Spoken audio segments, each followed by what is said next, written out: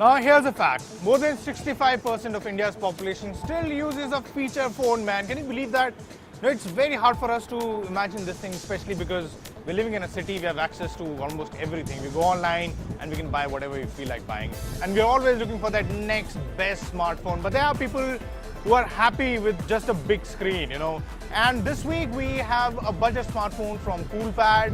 It's the Coolpad Note 5 Lite. And first thing first, man, these days, they're no longer ugly phones, man. Every phone looks beautiful, and so does this one. And it's priced for around 8,100 rupees, and which is a great deal.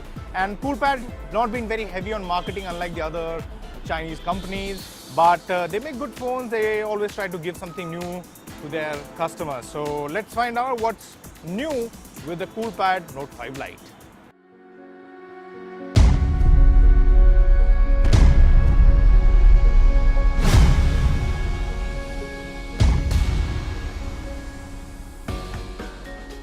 Yes, totally, there are no ugly phones these days, we have to admit. The Coolpad Note 5 Lite certainly looks beautiful, especially with that curved 2.5D glass. You get all metal body here except for the back, where you have the top and bottom part in plastic. Otherwise, the phone still looks good, feels good, it's nice and compact, and that 5-inch screen size totally makes sense, man, because it makes it very comfortable to hold and operate with one hand.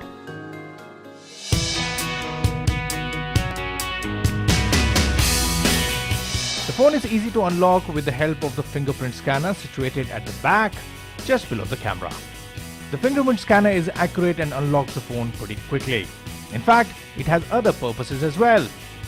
You can use it to click pictures and also take those calls. And talking about pictures, you have a 13 megapixel rear camera and an 8 megapixel front camera. The rear camera, without sounding too critical, we would just say is decent. The pictures appear bright on the display, however, once you zoom in and you see that those critical details are missing. The colors appear fairly accurate though. Coolpad has also given you a beauty mode for the rear camera. The front camera is good for clicking selfies, but then it is buggy. By buggy, we mean that you get those square identifying your age and telling you how attractive you are. That's nice, but then they should not appear on the picture once you click it. That's quite annoying, and Coolpad really needs to fix this. The phone runs on Android Marshmallow with Cool UI 8.0 on top, and this means bloatware. And also there is no app drawer, which might annoy some, not all. But nevertheless, the UI is neat, the touch response is good, the display looks bright, and watching those videos is a pleasant experience. Powering the phone is a mediatek processor along with 3GB of RAM and 16GB of storage. Your regular tasks would be taken care of quite nicely. However, we do want to say that open 5-6 apps and you will see things slowing down. Play a little graphic intensive game and you will notice those frame drops as well. So we feel that the Redmi 3S performance is still little better than this one. You have a 2500 mAh battery that will need to be charged twice if you want to make it home with battery on the phone. Alright, so to sum it up, the Coolpad Note 5 Lite, I would say from the looks, yes, it's definitely a good looking smartphone. It's slim, the 2.5D curved glass looks pretty interesting. It adds to the whole look of the phone. And the 5-incher, yes, make sure that you can actually hold it with one hand quite nicely, quite comfortably operated.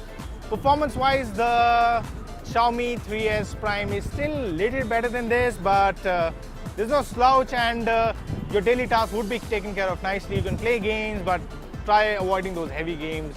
It would be better. And battery life, you will have to charge the phone twice, but that's the case. I would always say that 30-40%, you should have that much amount of battery when you're leaving your office. So make sure whenever you get the opportunity to charge your phone, because it's better to be safe than to be sorry.